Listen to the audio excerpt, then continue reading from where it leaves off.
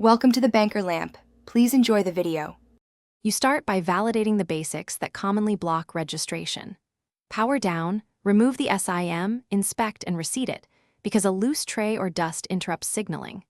Once done, toggle airplane mode on and wait 5-10 seconds, then switch it off to force a radio reset. Next, open Settings About and confirm your IMEI is present.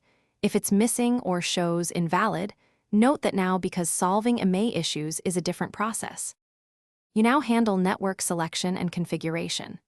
Go to Mobile Networks and set network operator from automatic to manual, then pick your carrier to force a reattach. Make sure preferred network type matches your plan. Try LTE first, then 3G or 2G if LTE fails, to allow fallback. Once done, verify the APN entries match the carrier settings, delete custom or stale APNs, and re-enter the values precisely, because an incorrect APN can prevent registration even when signal is strong. Finish by isolating hardware and provisioning issues. Insert the SIM into a different, known working phone to see if it registers. If it does, the problem is the original device.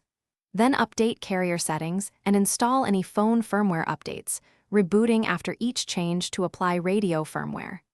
If registration still fails, call your carrier to check provisioning and request a new SIM if needed, because many registration errors